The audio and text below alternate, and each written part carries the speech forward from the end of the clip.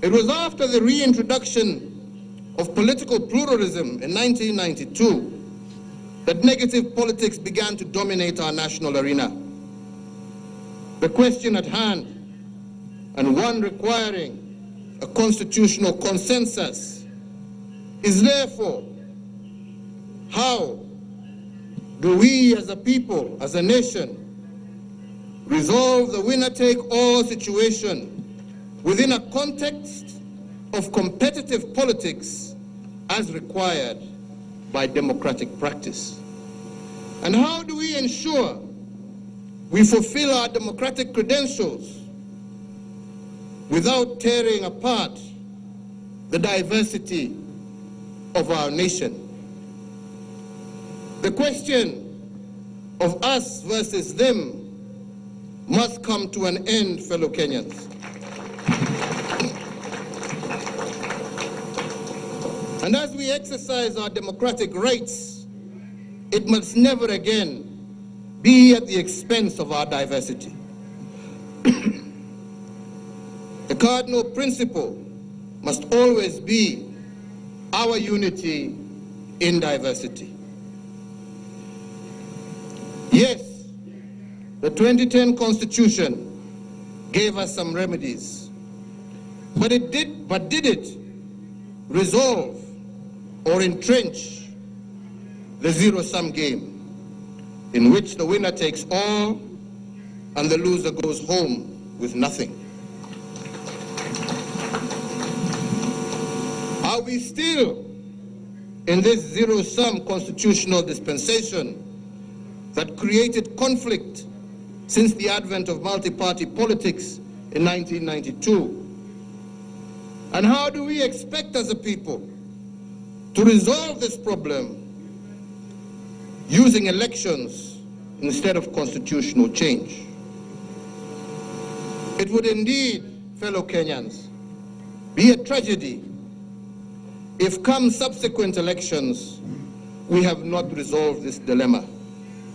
And that is why I urge the country to ponder a constitutional consensus around a three-pronged national question. On the one part, the question is political inclusion. Instead of a zero-sum constitutional equation, can we adopt a positive-sum equation? Can we adopt a constitutional arrangement that can take care of our diversity as a people?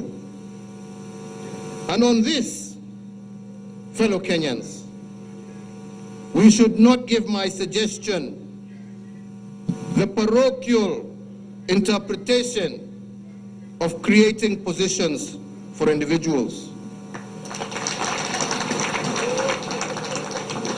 I am only urging for a constitutional consensus that accommodates all communities in an election.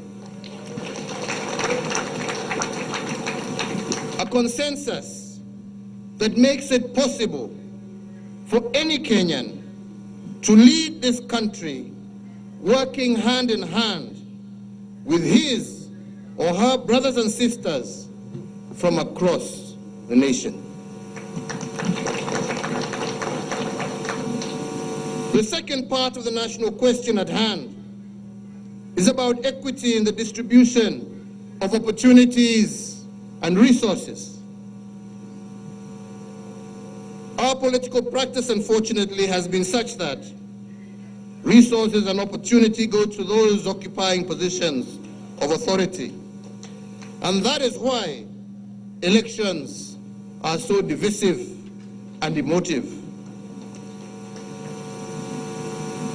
But it is possible for us to entrench the principles of equity in the distribution of resources and opportunities in the Constitution. This way, it is the Constitution, not individuals, who will guarantee that no one is excluded or left behind. The third part of the national question speaks to the contestations and violence every electoral cycle. 1 year before every election, the economy shuts down as it anticipates the turns and twists of the election. 1 year after the election, the economy is still on a go-slow as markets wrap themselves around the emerging political constellations. This means that in every electoral cycle of 5 years, 2 years are wasted exclusively attending to electoral matters.